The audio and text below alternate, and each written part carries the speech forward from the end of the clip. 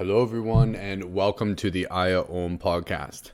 Thank you for sharing your breath and your energy with me. This episode is the roadmap to success. It's an episode about inner work and what we can do to set up ourselves in a way to manifest and create the reality that we want.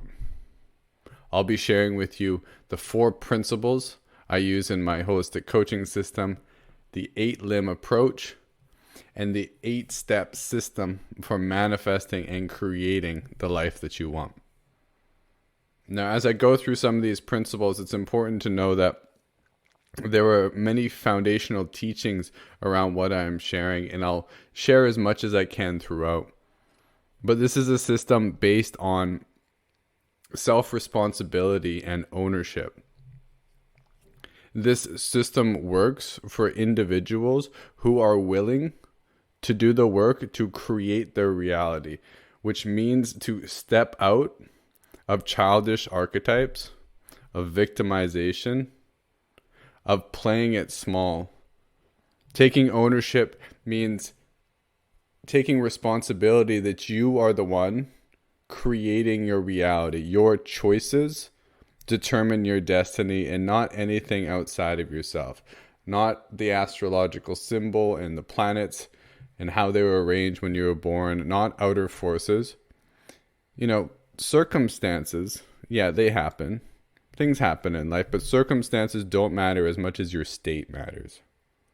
Your state regulation and how you respond to things instead of react puts you in control. And the more you're willing to organize your mind, life, body, and energies, the more control you have to make decisions. The more regulated of a state you have, the more potential you have to make decisions of multiple levels. Because you see, if you're in a negative state, you perceive negative things, you attract negative thoughts, and your whole body mind is limited because when we're in those negative states, we're run by fear and negative emotion, and we're unable to see the many different pathways and opportunities, the potential of each moment. Because in each moment, potential is, it's potential, it's infinite. And yet, so many people get stuck. They get stuck in their circumstance. They get stuck wherever they're at because of their limiting beliefs. Their limitation is perceived as a barrier, and they just aren't able to get around it. And this is what inner work allows us to do. It allows us to get clear on what those limiting beliefs are, because many limiting beliefs are subconscious and we inherited them and we're not aware of them. But sometimes we're aware of them and we don't have the tools or the confidence or the support to move forward. So this system is going to help you to build a structure to approach reality from an empowered position. It's going to give you more tools and insight of how you can identify those limiting beliefs and how you can work around them to create the life that you want as an empowered creator and co-creator in this life. And I share this with love and with the intention of helping others, because we're all one and we're all co-creating this life.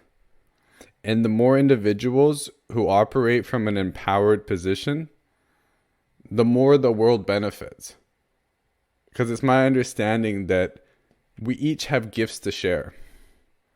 We have very important gifts to share. And when we are aligned, mentally, emotionally, physically, spiritually, financially, in all the ways that we can be aligned, this allows us to show up better for ourselves, for our family, for our community, and for the earth.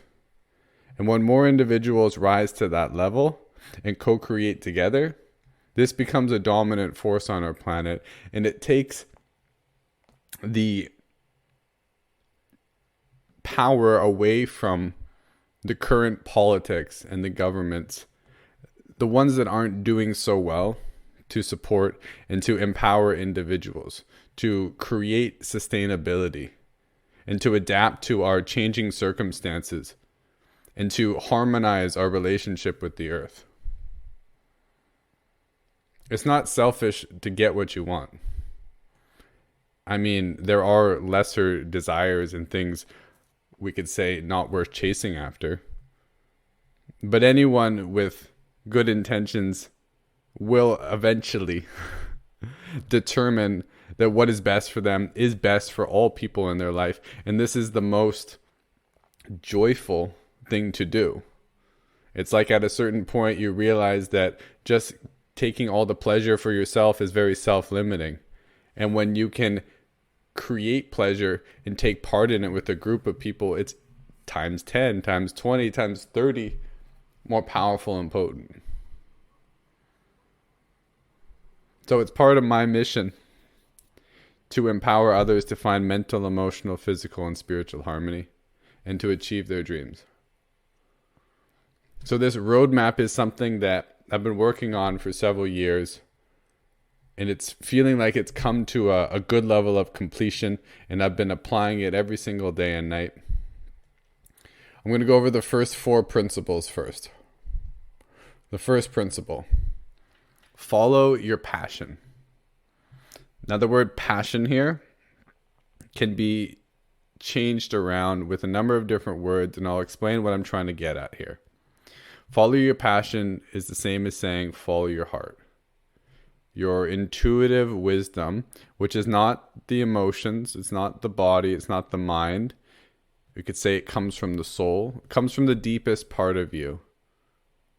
And that's like a non-verbal communication that often takes a certain amount of soul work or deep listening, time spent in solitude to get to know yourself, to know what that true calling is, that deep yearning, or what those authentic gifts. And some people know their gifts and their purpose right away. Many of us go on a search. It's not a judgment of either way. This is each respect of our own journey and why we come here. This is the beautiful song of existence. But to follow your passion puts you in a certain state, and this is important. Going back to what I said about being in a negative state and what you can perceive, being in the state of following your passion puts you in a vibrational state that is most harmonious because you're following your truth. It's hard to be in alignment with truth and love if you're not doing what you love, because you're denying yourself. And that is an act of, well, not loving the self. It's an act of being out of alignment, to say it quite straight. So we can actually perceive reality in some sense in a correct way unless we're following our passions, because we'll be acting from a place that isn't our true authenticity. And if we're not from a place of authenticity, how can we see reality as it is? So following our passion, following what is most primary to us, what is our highest principle, what is most in alignment with our dharma, with the reason why we came to this planet, our mission, is fundamental. Now, the second principle here is to follow this passion without expectation. That's where it gets difficult, right? Because it's like, okay, I'm willing to follow my passion, but am I going to make enough money doing that? Is there security there? Will I get all my other desires that I want? Well, maybe, maybe not. This is where the spiritual wisdom of paraphrasing, to relinquish the fruits of actions, is the only way to find true happiness and contentment. Because if we're always caught in expectation and attached to secondary gain and things that come with what we're looking for, we're not actually on the path of following our passion for the sake of following our passion. It needs to be an end unto itself. You follow your passion because it's the impulse within you to do so. not because it's going to get you something at a later date. You follow it because that's the impulse of the moment. So these first four principles are something you're doing actively in each moment. So it's a little different than what we're going to get into in a little bit, which is the bigger scaffolding of maybe your dream occupation and things that are more long-term that you plan for. This is something you're doing in each moment. Following your passion doesn't necessarily have to be this long trail of I'm going to do this for my career, that for my career. I mean, in each moment to act on your passion. And that's a conscious determination. See, what this enlists within us is consciousness and awareness and intention. Because what is so common is that we act on patterns and conditioning. And we're put in situations where we run on autopilot. And we may be doing things on a regular basis that we enjoy, but we're no longer making the conscious decision to do so. And that might not be our greatest and highest passion, which means we're doing something pleasurable, but we're not actually following this principle of following the passion.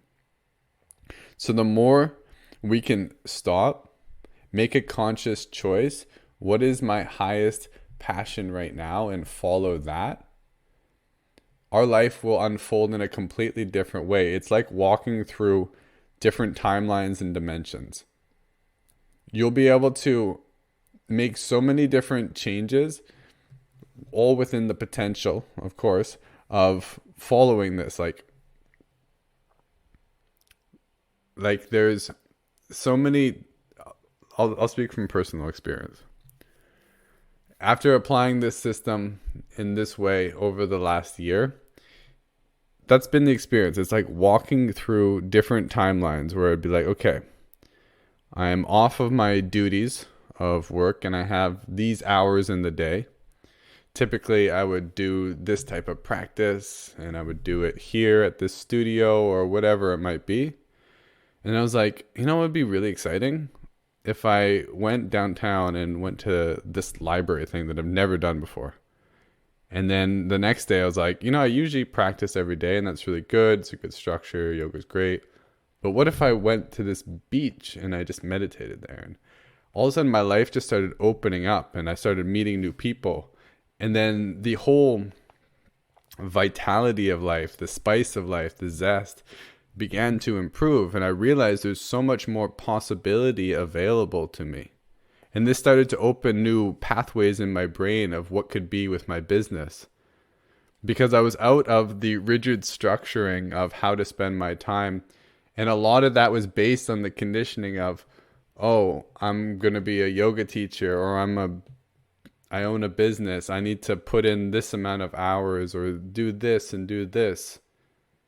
Rather, I'm taking all of that conditioning, putting it to the side and following these four principles in this system. And I'm watching my life unfold with less work. I'm still working hard. Don't get me wrong. I work very hard. And I enjoy working hard. But I don't work harder than I have to, and I work smart. And I allow the universe to guide me because I'm setting my internals up and then trusting that circumstance and what's outside of myself does what it does. I don't need to worry about that. So this process for me has been, that's why I want to share it, has been one of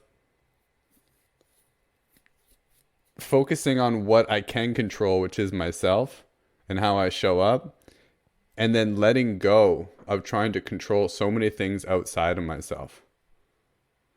And that's the empowerment process. So let's continue on this 4-step process here. So following passions each and every moment. What is most exciting? What is most representative? Because remember, that's your true vibration. That is when you are aligned, and that's when you can perceive truth, possibility, and you're connected to your love. That's when you're attuned to love. That's when you attract the right people to you. And that's where you're most harmonious and you can make the best decisions. Follow this without expectation. And then the third one, remain in a positive state. And what I offer here is using the tools of breathwork, qigong, yoga, dance, whatsoever keeps you in that positive state. I mentioned those ones not just because they are representative of my greatest passions, but they are, in some sense, tools for reprogramming the nervous system and subconscious. Our breath is a guide from external to internal, from conscious to subconscious. As we breathe, we're working with the breath, which is in some sense above the mind. And we can learn to control the mind or work with the mind, because it's not just about control. Just like the body, you don't want to have absolute control of the body. You want to be able to work with the body. Same with the emotions. Not complete control of the emotions, but to be able to work with them. It's a dance. You want to receive them. So how can we remain positive? Well, what would throw us into negativity? Negative emotion as a habit pattern reaction due to conditioning. Okay, fair enough. How long do we stay there? Well, it depends on how long it takes us to become aware of the negative state we're in, and how long we choose from there to be in that state before shifting over into positivity. The more empowered and conscious we become, the more conscious decisions we make, the more clear it'll be when we're out of alignment and in those negative states, and what negative emotions we harbor. Now, this will be talked about later in my 8-limb process, but remaining positive is a conscious process of staying present with your state, staying present with the now moment, not caught in the past. Because often when we get caught in negative emotion, we spiral into old patterns, and it brings up old negative emotion. And this is why when you're frustrated, you can, in some sense, tap into all the frustration you've ever felt. Because all of a sudden you stub your toe for the third time, and all of a sudden you remember that, all the frustration you've been holding for the last weeks, months, years. Because you're tapping into the reservoir of negative emotion that's still held in the system. And the more we stay in a positive state, the more resilient we become, because we have to continually get back there, because negative emotion is part of the emotional creation cycle. It's part of being on this earth. We have the yin and the yang, positive and negative. But we can always shift out of it. And we can shift out of it. It's actually quite easy in the sense that we can simply do it by breathing. It's not so easy because, yes, we can often be quite resistant to doing that type of breath work, or we're not properly trained. But at a fundamental level, it is easy. Let's not make it hard. Let's not set up a belief system that it's hard, because it's not. Simply shifting your blood chemistry will change the negative, positive polarity in your system. This is quite literal in the sense that when you are in negative emotions and negative states, your body's literal pH goes into negative pH. Your blood chemistry changes.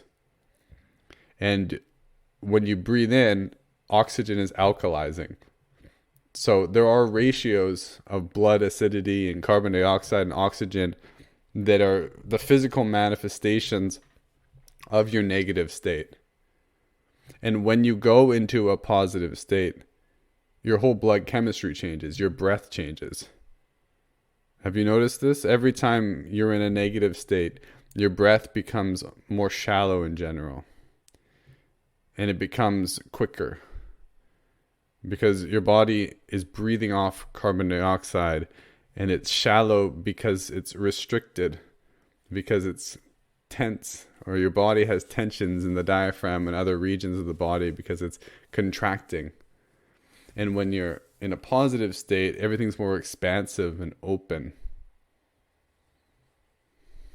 So remaining in a positive state through the tools of breathwork, qigong, and yoga. I'm not going to go too deep into how like what type of breath work to do, because it's a podcast and this is not the ideal format for that. Please check out some of my other content, or consider my YouTube channels, working with me, coming to events, or just finding any other breathwork channel or Wim Hof or whatsoever you find to be effective for maintaining a positive state. I will say more about the positive state in relation to other things, but let's move on to the fourth principle. Assessing your beliefs. So this one is important. When you experience something, why do you experience it as positive or negative? Because you have to first process it in terms of your beliefs, and then you get your habit pattern reaction as a result of those beliefs. So our beliefs are very much a part of how we perceive the world, of course. That's the lens of projection, and that's how your subconscious processes the information coming in. It biases it towards one thing or another based on your previous conditioning, based on the opinions you hold, not just blank opinions, because a belief is a thought attached to a feeling. So there's a constellation of things that happens. So when we start doing this work, belief is very important, and we're going to talk more and more about this. You, as a conscious creator of reality, have to get to know at a very intimate level what the foundational beliefs that you are operating in. The more you do this, the more you know about yourself. Beliefs around what? Finances, sex, relationships, power, love, truth, your dreams, religion, war.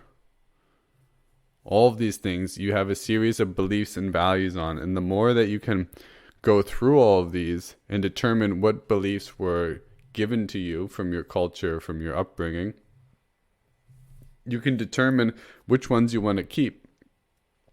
Now, it takes some time to reprogram the subconscious with the new ones. You can't simply just see the old one, see the new one, bada boom, bada boom. It can happen, I'm sure. It does happen. But in general, there needs to be a period of repetition and a desire to change and a complete restructuring of why it's important to have the new belief, and then taking action on it, which is all part of the later system. So, wow, this all works together really well. So let's review those 4 principles, and then we'll move on to a different part of the system, and then we'll touch back into a lot of these things. So this is in some sense, software program that you can run in each moment to make optimal decisions. Take a moment to pause. Determine all of your options that are available in any one moment to the best of your abilities. Choose what your highest passion is. Out of all the things you might be passionate about, there might be multiple. Choose the one you're most passionate about. That, it's that intuitive hit. It might help to tune into the body with some breathing, or localize the heart center. And then follow that. Follow that without expectation, without need for reward, and trust, and be in a state of faith. Because if you go into a state of fear while following your passion, you're not remaining in a positive state, which is the third principle. Remain in that positive state, trusting that there's a reason why your soul, your heart, the deepest parts of you are calling you towards that. And then assess any of the negative beliefs that prevent you from continuing to follow that path. And as you see those negative and limiting beliefs, get really curious about them. Understand where they came from and why they are repeating themselves, because all thoughts and beliefs have a kind of self-replicating system. This is why we see the world the way that we see it fairly consistently, is because our beliefs have this capacity to ingrain themselves, and they will repeat themselves until they've been plucked in some sense and a new belief has entered. So an individual might have an urge to go on a trip that would be the most passionate thing for them. And I'm planning a trip myself. And I don't have the finances right now to make the down payment. So what I'm doing is I'm looking at all my beliefs. And initially I was going to do this trip, and then I kind of put it in the back of my mind because I'm like, oh, I just don't have the finances. So blah, that's it. Just focus on other things. And what that did was, oh, there's a limitation. There's a limitation in my abundance and my capacity to do this. And then just stop there. Instead, now I'm like, okay, that's a limiting belief. There's no reason why I can't make that much money in a short amount of time. I've done it before. It's not that much money. So I was like, okay, well, let's just get really curious of why this belief is here. Okay. And then did some work to determine that. And then, okay, what's the new belief? Well, my belief is always about abundance, that I have everything I need when I need. And I can trust if I follow this passion without expectation, remaining in a positive state, it's going to happen. Now, I wasn't going to go into, okay, I'm not going to go into this. Sorry, I kind of did cliffhanger. I'm going to step over to the 8 limb system, and then we'll get into how I'm continuing to work with this and how you can work with going past limiting beliefs to get what you want, create what you want, manifest what you want. Okay, so I've talked about this system before. This is my 8 limb system. I think last time I talked about it as the 7 limb system. It keeps growing. Feels quite complete now, but we'll see. I have shared it as a 10 mudra system as well. It's all the same system, but there's different dimensions and ways of working with it. So it counts from 1 to 8. Number 1 is one love. This is very similar to the follow your passion principle. One love is the highest priority. Within one love is the more expanded view of your dharma, which can be translated as universal order, what you can do, how you can act to remain in harmony within yourself and within the world. Some people translate this as purpose. I say purpose is being. For me, my purpose is to be. Nothing outside of that. If I'm being, my purpose is fully fulfilled. That's it. My mission is to help others to find harmony and to achieve their dreams. So what I say as mission, most people say as purpose. So it's really important to get clear on what your definitions are and just to be clear about them, because sometimes we speak about common things like God, and we all have, different ways of perceiving or knowing, and for some people it might mean something, some people might mean something else, So one love, it's very important in my system to anchor into your one love, which means to have an orientation towards it. This is beyond just in the moment, which is the 4-step system. This is, what is the dream occupation you have? What is your dream? Do you want a wife and children, or a husband and children? Do you want to be a monk? All of this forms the one love, and you might want to vision board this. You might want to create something in your life that can easily trigger all the associations of your one love, because we want it to be a full-fledged dream. In as best as you can, you want to create a multi-dimensional dream that hits on all the major points, because if it's just a lofty thing, like I want to be a professional snowboarder. Okay, great. What are the, where do you want to live? What kind of snowboarder? How can you create a realistic way of getting there with goals? And what's the bigger structure of how you're going to live your life? Not saying you have to stick with it. It's an important part to be able to create a plan. Plans are great. Doesn't mean we stick with them, but the process of structuring the plan, very important. This is why I speak a lot about manifestation and creation. There's a certain amount of inner work we do to adjust our vibration, which attracts the future to us, and unbelievable things can happen beyond our plans. And when we visualize, we don't just want to visualize something and get hung up on that's the way it is and that's the way I want it. Because it's more important to get into a state, the state that we want to be in, of receiving whatever that is, whether that's a car or a wife or a goal or a occupation or helping people, rather than seeing it and needing it to be just the way you visualize it. Because how do you know how it's going to look with your mind at this moment? Let your higher mind deliver that to you. Just be in the state. So we don't want to be too attached. That's the no expectation. That's the being detached. But we still want a plan. We still want to be able to, because that helps us to get to that visualization. It helps us to create those feelings. It helps us to create a structure, because we're not just manifesting, we're also creating. It's not just about flowing, it's about hustle and flow. This is the yin and the yang. So one love is the organizing principle for our mind, and it's important to be at the top because it organizes all of the decisions we make. If we don't have an organizing principle in our life, we're much more apt to act on momentary pleasures, selfish gains, and all these things. When we have a developed purpose and mission, it grows us. It lifts us up to a higher standard. From the one, we go to the two forces. There are two fundamental forces in life. Yin and yang, masculine and feminine, however you want to conceptualize it. Two forces is what we do to assess ourselves, to assess our energies.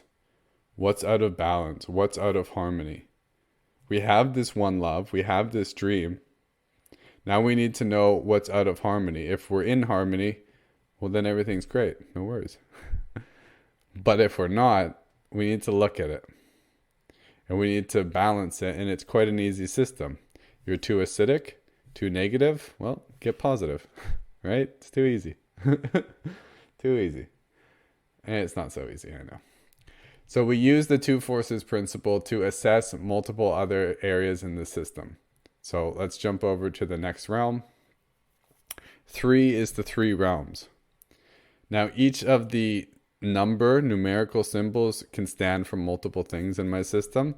That's why I use it at multiple levels depending on who I'm working with and at what length. 3 here represents past, present, and future. It represents the 3 realms. This is a shamanic worldview as well as a qigong worldview. The upper realm or the heavenly realm, the middle realm or the earth realm, the human realm, and then the lower realm or the earth realm. It also represents the Trinity, which is the cycle of creation, maintenance, and destruction, as well as many other teachings that involve the 3.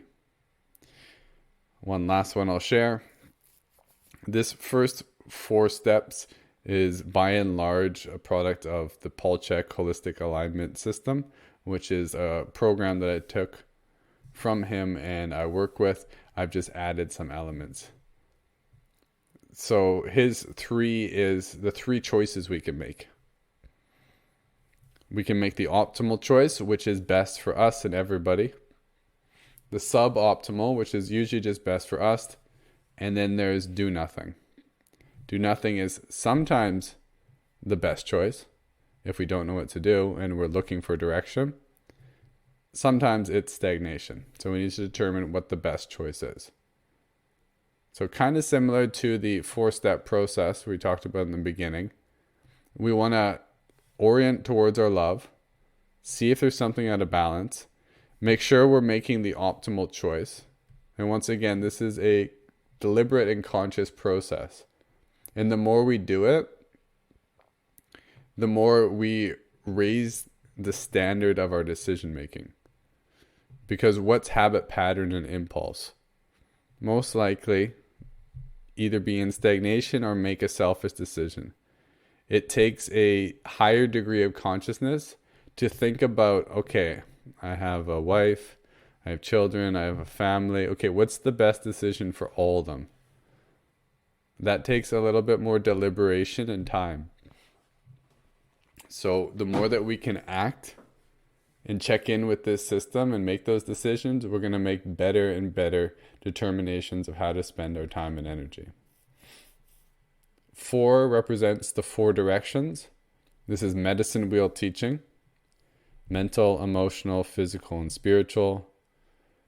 The medicine wheel has many representations of the 4. It's the 4 seasons. It's the 4 colors and the 4 races. There's many different ways of learning about the 4 there. And then it's also Paul Chek's 4 doctor system. 4 doctor system, he calls the last 4 doctors you'll ever need. Once again, this is a system of self-responsibility. This is taking your reliance off of external doctors and saying, I'm my own doctor. If something's out of balance with me, I'm going to check these doctors. Dr. Happiness is your own personal doctor of following your heart, following your happiness. Kind of like the follow your passion and the one love principle. Dr. Movement, okay, if something's out of balance in the system, how can I use movement? Similar to my Remain Positive, and use Qigong, yoga, and breath work. How can we rehabilitate the system? Ideal systems have a degree of strength, flexibility, mobility, speed, all the good things. Practicing our 6 primal pattern movements, etc. And then Dr. Quiet. Dr. Quiet refers to introspection. This is important for decision making, and this is something less developed in the West as we're more young and we do a lot of external activities. Less so, we spend time introspecting, meditating, relaxing, moving slow, taking time to listen to ourselves, to the wind, to the rain. And when we need to make a decision and we don't know, if we don't have clarity, so many people seek Google and seek outside of themselves. But the answer is within. That's where we learn to listen to that heart impulse to teach us what our passion is. And that takes introspective time. It takes quiet time. It takes being instead of doing. So this is a powerful doctor system that I've applied in my life and helped other people with. And Paul Chek's helped thousands of people with this. The first 4 steps are great. And in some sense, that's all you need for a lot of things. I've expanded the system. And the 5 represents the 5 elements. 5 elements here comes from Chinese medical theory. And the 5 elements are paired with 5 negative emotions, which are associated with certain organs in the body which process these emotions. Now, as you follow your dreams and as you are creating your life, I've spoken about remaining in a positive state. Now, checking in with the 5 negative emotions and checking in with the body, so we're checking in with the body, emotions, and mind, is an excellent way to track and to raise your awareness, because we're not always aware when we're holding negative emotion. We may suppress emotion, and suppressing emotion isn't, it's necessary in many circumstances, because we live and we work jobs and we're in grocery stores. And if we didn't suppress our anger, people would be freaking out at inappropriate times. Repressing is a little bit more noxious, very noxious. You don't want to repress emotion, but a little suppression, holding emotion in, not so bad. So long as you're aware of it and you release it when the appropriate time is there. So it's good to check in on the 5 negative emotions of anger, anxiety, worry, fear, and sadness. And of course, they all have derivations, like frustration is a part of anger, and jealousy, and all these things can be by-shoots of that. But to check in with those, and these aren't just mental check-ins, these are bodily check-ins. As we process anger, it can block up the liver system.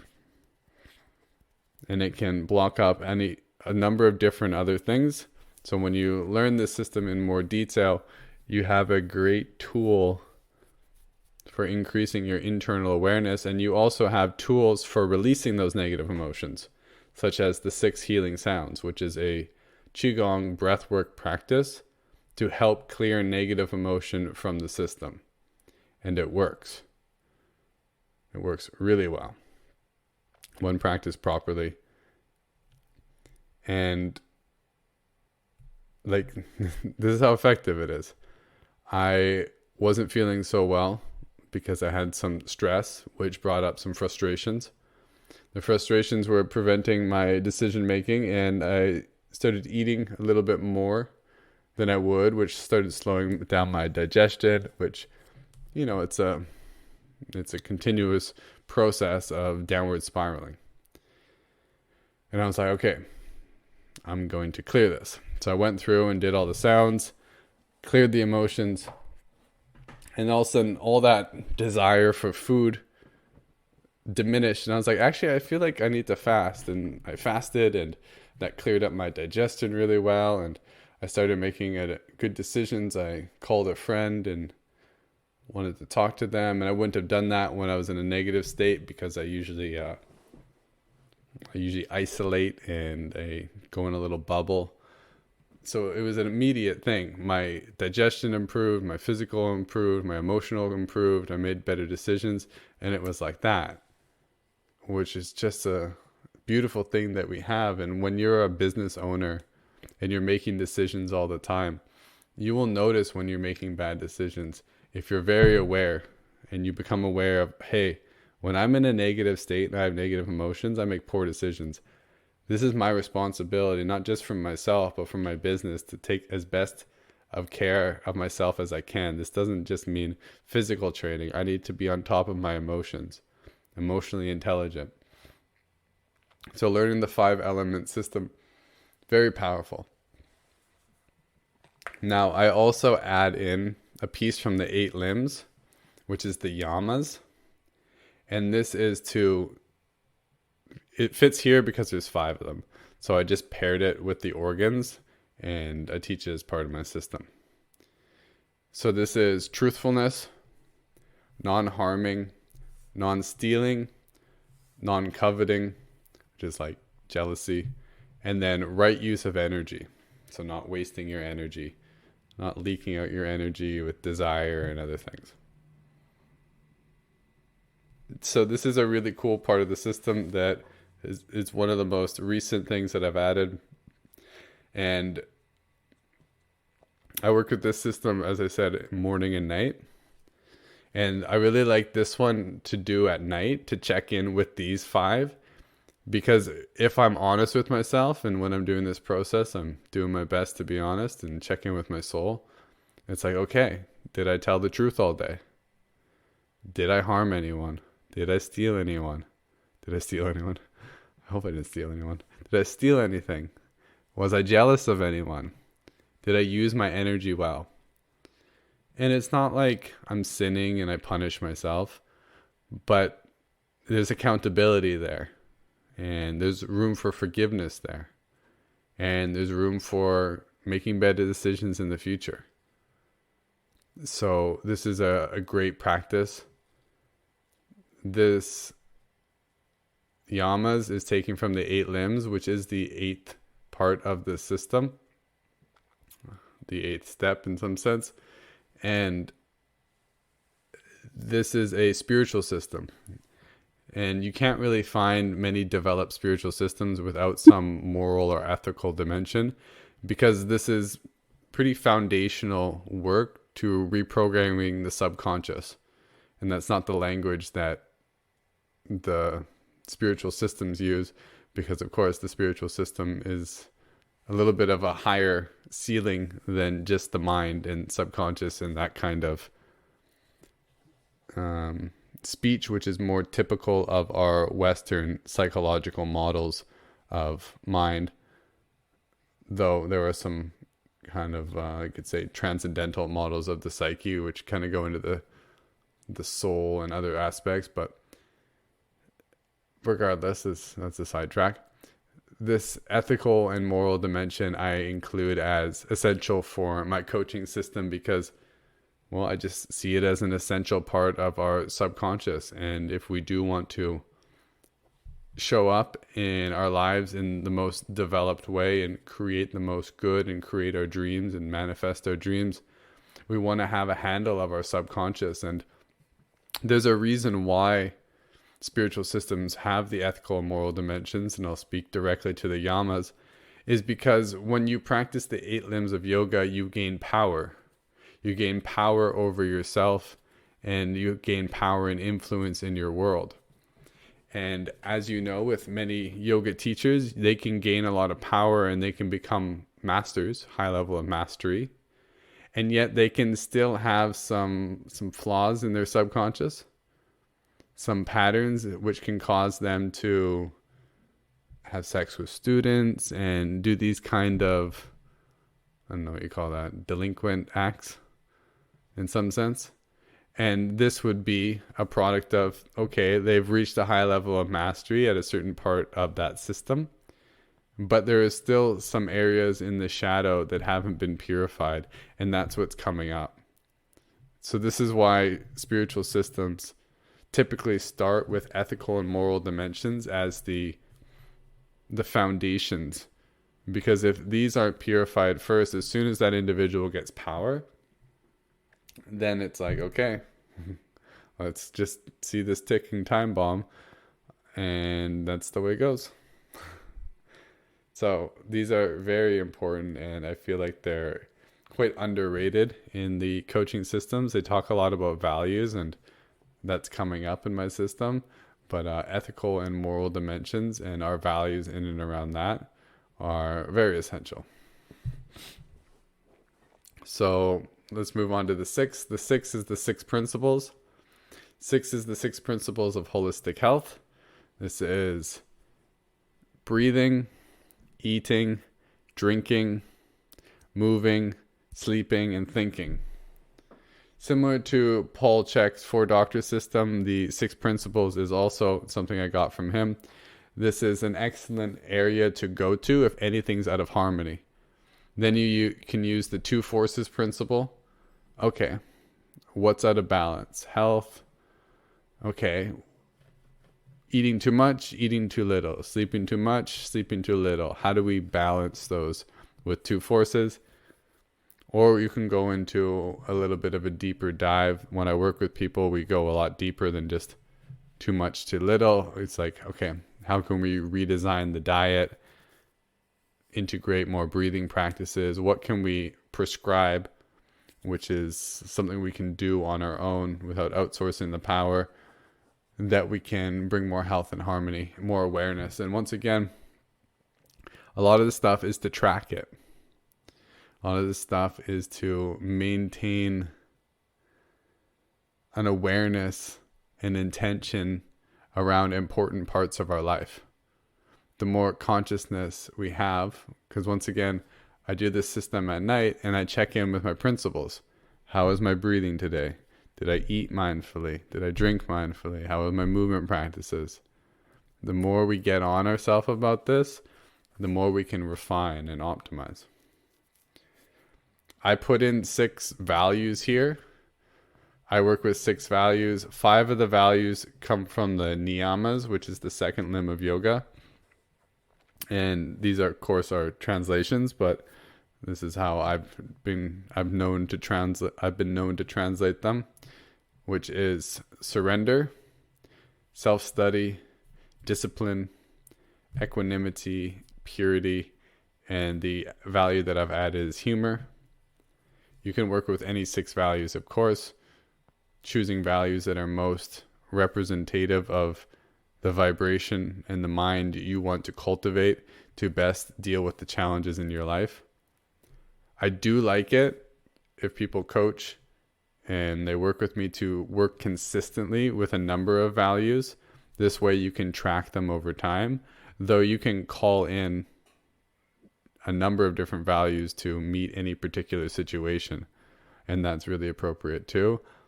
The placing here in the 6 isn't necessarily that important. You can have 10 values, you could have 3 values. I've just come to work with these 6 quite regularly, so they've just stuck themselves in the system here for me. Quick piece on some of these values. Surrender is one of the highest principles for me. Surrender is what you do when you go into ecstasy. You surrender to ecstasy. Surrender is also what you do when you go into pain. You surrender to pain. Surrender is not giving up. Surrender is allowing the force of love and the universe to guide. It's a surrendering of a lower aspect like the ego. And that's what it represents there. And it's a way to experience things in their totality. Discipline, I don't know anyone who's accomplished anything without discipline. Sometimes I add in like additional pieces, like surrender pairs with love, and discipline pairs with devotion, because discipline without devotion can seem quite cold to me. Equanimity and inner peace, kind of the same thing, but inner peace expresses it a little different. Or I use mindful loving awareness, because just like equanimity is kind of like neutrality, but loving awareness adds a dimension of, my mind is equanimous, I'm peaceful, and I'm also just present in a way that is loving, and I appreciate that cue when it's done in meditation. Purity is often paired with cleanliness. They just express something very similar. I apply purity more to my body and my mind and my structuring, and cleanliness to the way I keep my home. Humor is often paired with playfulness, so they're in some sense paired in a very similar way. And that's another way I can add more values. It's for me, like, because I'm going over all this stuff every day, I kind of create it as a 1, 2, 3, 4, 5, 6, 7, 8 system for my memory, and pairing things helps me to add more without creating these incredibly long lists to go over. And then let's go on to the 7 chakras. 7 chakras. I'm not going to go over too much detail because I want to get to the next part here, and I've talked about chakras quite a bit. I'll just speak to how I use them in my system on a daily basis. They represent a number of different aspects of life, not just outside of the self, but inside the self, or depends what you mean by outside of the self. There's technically no outside of the great self. But they refer to first center being the money center, finances. Second center being relationship center. Third center being the power center. Fourth center being the heart center. Fifth center being the communication truth center. Sixth center being the psychic and higher mind center. And seventh center being the center of communion with God, or the universe, or whatever word you want to use there. How I use this in my system on a daily, might check in with them, but going deep into the concepts and like going further into that. But I often use an affirmation system. So each of those has an affirmation, such as I have everything I need when I need it. I have vibrant creative life force. I am empowered. I'm attuned to love. My voice is healing. I'm the master of my mind. I'm in harmony with the Tao. Things like that. And those can be repeated multiple times so that I'm adjusting my vibration. And then the 8 is the 8 limbs. Now, how I apply this one is in some sense, I've talked about a lot of the other pieces, like the yamas and niyamas. And the practices that I do are breath work, which is pranayama, asana, which is movement practice, various forms of meditation. So in some sense, I don't go over the 8 limbs every day in my meditations. These are just the practices that I use. And when I offer this system to individuals, these are the things that I teach them. So that's why the 8 limbs is there. So that's the whole system. And as I mentioned, I do this as a set of mudras sometimes. But most important is I'm going through all of these things and I'm adjusting my vibration. This is really key. This is attunement. I'm attuning to my love. I'm checking in with my balance of positive and negative, the 2 forces. I'm attuning to heaven and earth. I'm attuning to the 4 directions. I'm literally becoming aware of what's in front of me, behind me, to the left and to the right. This is taking me out of mind and into this 3-dimensional reality in connection to the things that are most important to me, such as my values. I'm checking in with my principles. I'm checking in at a very deep level of what's in and out of alignment. I'm checking for negativity, maybe negative belief structures attached to those negativities.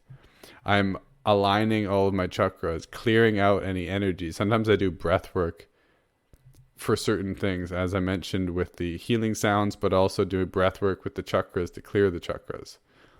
Affirmations. I'm determining what the stories I want to live by are, where I want to orient my mind. This is putting me in control so that when reality comes, when distractions come, when circumstances come, I'm in my own bubble of I know where I'm going. I know what my values are. I know how I act. I'm making conscious decisions that are in alignment with the deepest parts of me, which are in alignment with my values. This is how I maintain my vibration. And then I work with, the 8-part system for manifestation. So I'm going to discuss this part. Let's get to it. Number 1, visualize. So this is what I do with One Love. I visualize the One Love. I also draw it and write it, but I see it in some way. Like right now, I have a few key pieces. For next year, looking at Vipassana, Jiu-Jitsu, ayahuasca in Peru, doing some sweat lodge, inviting in love, helping my father, doing this Kundalini and Kriya stuff, doing a vision quest. Did I say that already? Going to Mexico and doing my master's training. And I have all these symbols and I look at them and I visualize and I shift the state. Remember, most important, the state shifts in the moment. It's not a desire of something in the future. I'm just looking to shift the state. Even if none of these things come true, I still receive the state that I want to be in by orienting my mind towards them. So step 1 is to visualize. Step 2 is to desire or to build the emotion associated with the attainment of that goal. So visualize, desire, believe. I need to check my belief systems to make sure nothing's out of alignment. Am I able to afford that trip that I talked about earlier? Well, not right now. Okay, well, what belief system do I need to change so I can create one that's in alignment with that future? This is me as a creator being like, I can rearrange any of my beliefs, and so long as I live by them and act in accordance with them, I can do things beyond my current limitations. After I've sorted through my belief systems, accepting what the reality is, accepting without expectation, accepting myself fully, loving myself fully. And then 5, intention, using my will to maintain a stabilization or connection to that goal, not just desiring it and then moving on to the next thing. consistently keeping it a part of my life and a part of my vibration. This is why I check in with my whole system. And I keep my orientations to what I do want, because that's the future that I'm walking towards. 6 is action. This isn't just about, okay, I've shifted my vibration. Now the universe is just going to do it for me. That's a big part of manifestation, and we do receive things at a level of synchronicity and things beyond our mind's capacity to know and beyond the limitations of what we think is possible. Maybe this means receiving money in some way we didn't think we could, or meeting someone we never thought possible, or whatever it is.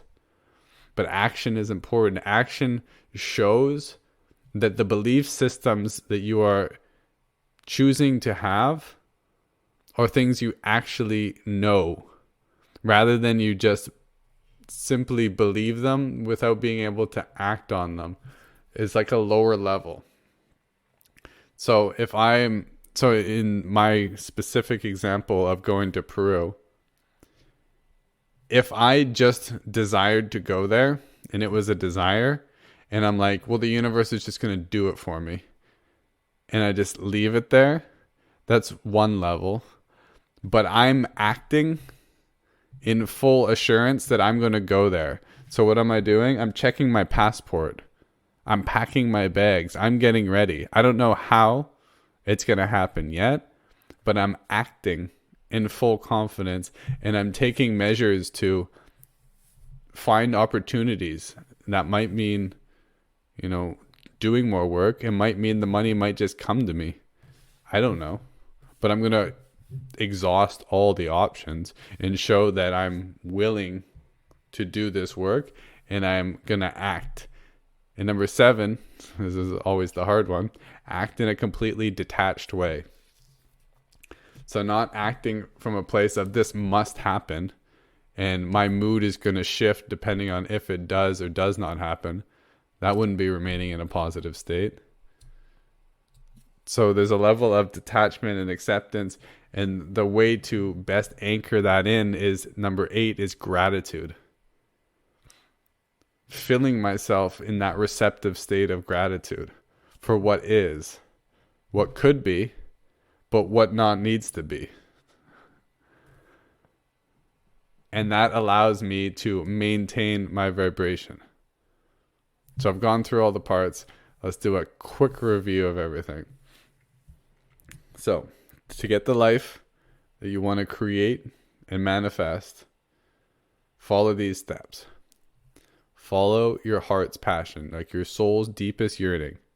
In each moment, as best as you can, stop and look at all the possible things that you could do and choose the one that is most representative of what your soul is calling for. And follow that without expectation, because that's your path of truth. That's where you can make optimal decisions. The universe supports you when you walk the highest path. Follow that without expectation. Remain in a positive state. This is your responsibility. It takes work. It can take moving beyond resistance. You have tools, breathwork, qigong. These meditative tools can help you to stabilize a positive state and remain in it, as well as the other attunements in the system. And number 4, assess your beliefs. Be very aware of the beliefs you're living by, where they came from. Are they negative? Are they positive? Are they limiting? And you can choose to rearrange your beliefs. And you can choose to reprogram your subconscious so that it's your mind, not the mind you inherited, not the conditioned mind. And you can bring the mind in alignment with the true nature of Dharma, of reality. In Qigong, they call the mind we're born with the acquired mind. And we have a mind before we're born. That's the true mind. That's the mind with universal law. And if we can arrange our mind in accordance with universal law, that's in essence what we're doing here. Because as a creator, anything is possible. We are one with the all is the one.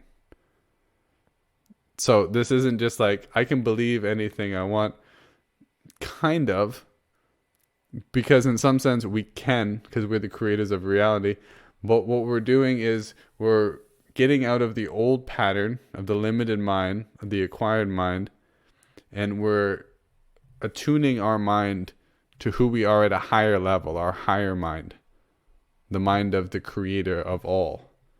And from that place, yes, anything is possible, and we can have the life that we want. And this isn't coming, of course, from a selfish place, because the system is following our soul's deepest desire to know this life, which isn't going to be a selfish desire. It's going to be the desire that's best for us and all people and all beings. And then how do we keep a high level of alignment? We have a great system for keeping track of ourselves and attuning to what we do want, to focusing the mind and to purging and releasing what we don't want. We do this by following our one love, getting really clear on what that life would look like. What do we want? Where do we want to live? What is most important to us? We balance the fundamental forces. We pay attention to the three realms, heaven and earth, past and present, staying in the now.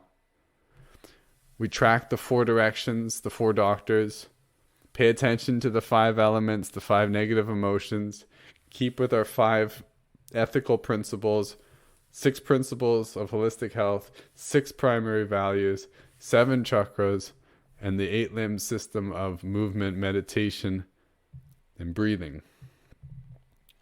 In order to get what we want, we use a manifestation and creation system in which we visualize what we want. We want to be able to see our dreams.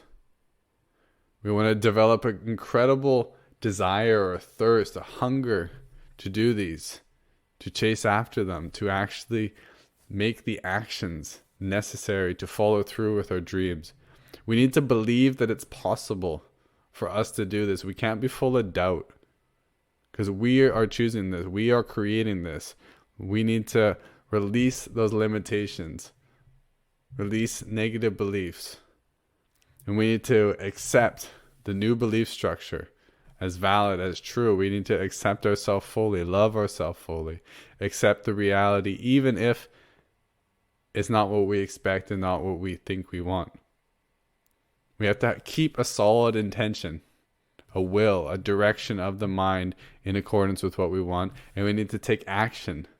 Take action as if it's already happened, as if it's happening, and we can fully trust it so we can walk with confidence and faith towards it.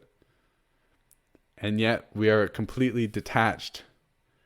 So we can live in a way where we're so total, but we're not reflecting, or we're not not responding. Yeah, we're not responding reflexively. We're taking mindful consideration of circumstance and choosing our state. And we can do this, and we can remain in a positive state, and we can bless our life and everybody else's life if we give gratitude and we maintain the vibration of gratitude, which is the vibration of receiving. And this is how the universe can give to us. We need to be able to create a certain level of openness to receive grace, to receive love. Without this aspect of gratitude, this is also where the quality of surrender comes in.